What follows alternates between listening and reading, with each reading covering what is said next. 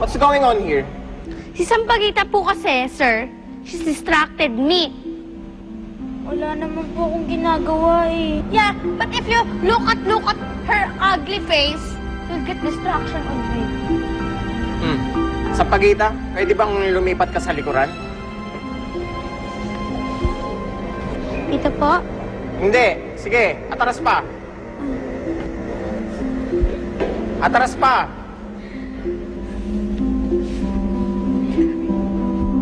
Ayan, that's better. At sa sandaling yan, na-realize ko kung bakit ayaw nila akong nakikita.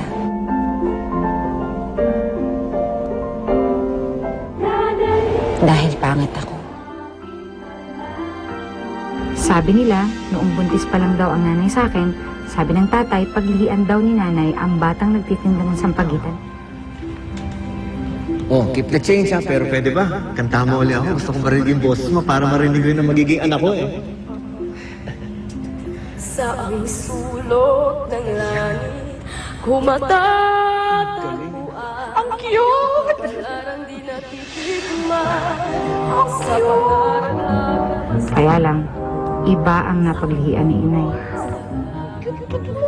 Isang hindi wagas. Ayan tuloy, ang ending, ang pangit ko. Ang pangit ko. Ano si pangit? Ay, Sampaguita, ayos mo nga yung mascara mo. You're so scared. Gaga, scary kaya yun, hindi scared. Hello, Save Apple. I'm just telling the truth and nothing but the truth. Monster face naman talaga yun si Sampaguita. Maldita ka, Day. Hoy! You're listening when I'm talking to you, ha? You! And only you! You're not dapat sing and choir, you know? You know why? You ugly! Oo nga, pinangalan ka pa man din sa bulaklak. Eh, ang pangit-pangit mo naman, pangit. Sampaguita, pangit!